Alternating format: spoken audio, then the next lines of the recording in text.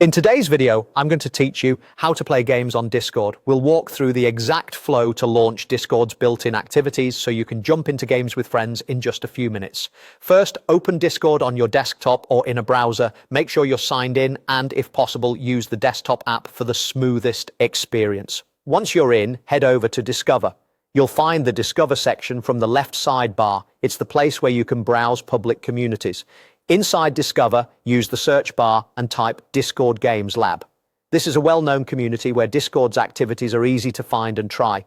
You can also explore other relevant communities that list activities, but Discord Games Lab is a reliable starting point. From the results, pick a server you like.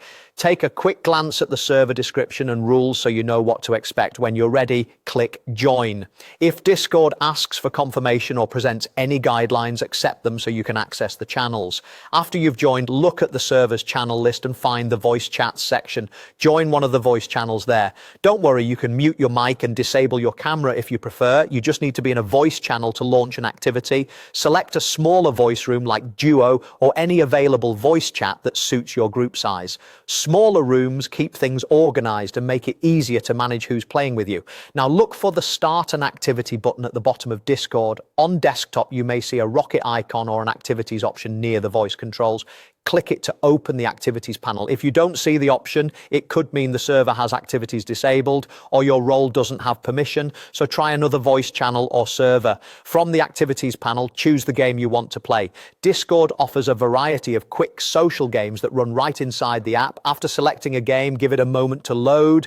You may be prompted to authorize the activity, just confirm to proceed. Most games don't require Nitro, but some features may. Once the game is running, invite friends in the same voice channel to join from the prompt and you're good to go. If anything lags, update Discord, close extra tabs and make sure your input devices are set correctly. Enjoy your session and have fun exploring more games in other voice channels too.